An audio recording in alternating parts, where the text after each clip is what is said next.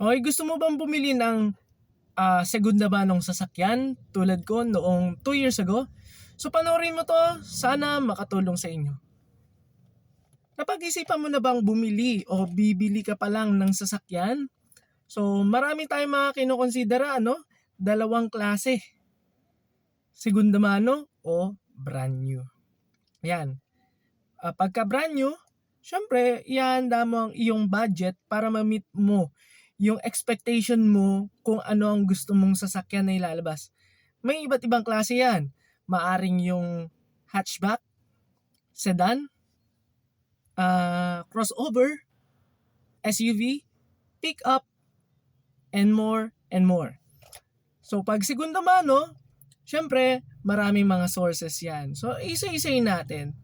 Kung ikaw gusto mong bumili ng brand new na sasakyan at tipikal at automatic 'yan, kailangan mong pumunta sa kasa para magkaroon ka ng chance makapili. Kakausapin mo ang ahente at kung magpapa-ano ka, magpapakuha ka ng sasakyan through installment, meron pang ibang mga requirements diyan. Gagawa natin ng content 'yan sa mga susunod na vlog natin. Pero pag second hand, maraming mga sources. Una, sa Facebook Marketplace. Tulad ng sasakyan ko ngayon, sa Facebook Marketplace ko siya nakuha. Hindi lang basta pagkuha o pagbili lang na parang bumili ka ng cornic o ng candy sa tindahan. Hindi ganon. Kundi meron niya isinasaalang-alang. Number one, kung nag-usap kayo through messenger, titingnan mo muna yung tinatawag na papeles. Sa papeles, makikita mo kung yan ay kompleto, merong ORCR, yung plate number, at yung number ng mismong plate number ay nakatugma dun sa mismong plate at dun sa papel. At kung man ito ay nakalagay na salitang encumbered, ibig sabihin nun ay bayad na siya, fully paid. Fully paid siya. Pero dapat may kaakibat na papel ng cancellation of chattel mortgage. Gagawa natin yan ng content sa susunod. Okay. Next step is kung mapupuntahan mo ang location ng may-ari ng sasakyan, kung marunong kang mag-check, pwede kang magpa-check, pwede kang mag-check. Mas maganda kung meron kang scanner na inilalagay sa sasakyan kasi karamihan sa mga sasakyan natin ay may computer box. Nare-read niyan kung ano yung mga diferensya ng sasakyan, yung mga issues niyan. Kasi kalimitan ng mga issues na nakikita natin is outside. Yung gas-gas, yung kulang sa ilaw, wala naman sigurong ganun, Basta yung mga defects sa labas, outside.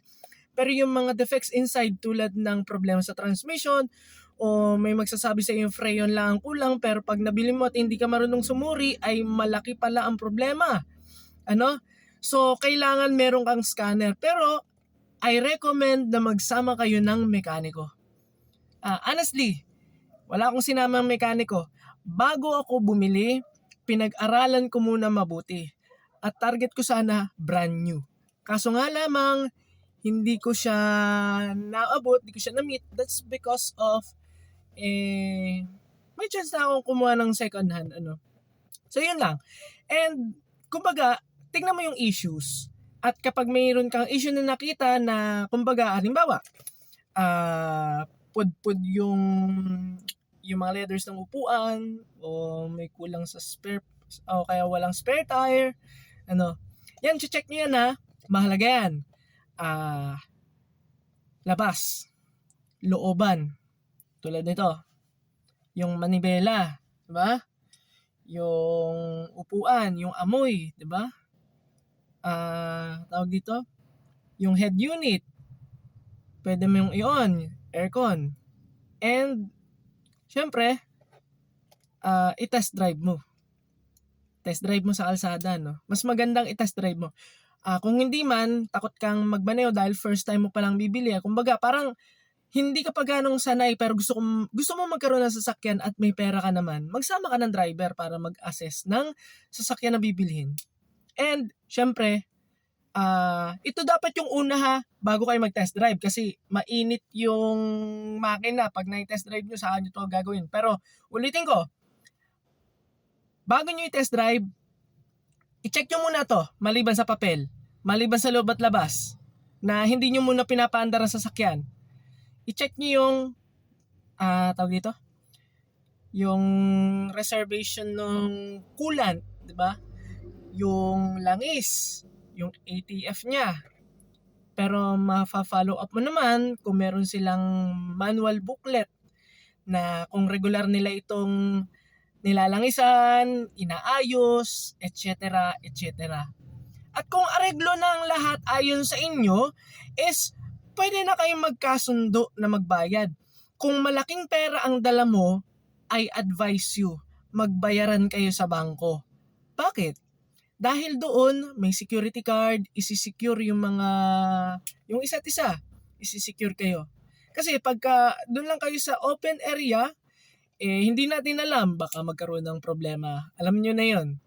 So yun lang. Like, comment, and subscribe sa aking YouTube channel para pagka may mga videos na nailabas tulad nito is, yun lang, masundan natin. So sana nakatulong ito at kung meron pang kulang doon sa sinabi ko, malaya kayong mag-comment down sa baba.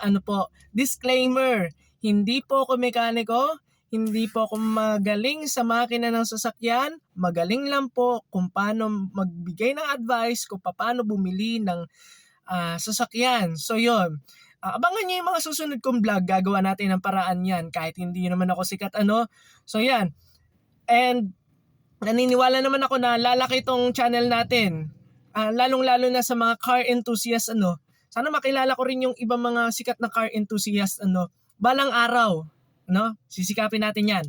So thank you very much and God bless us all.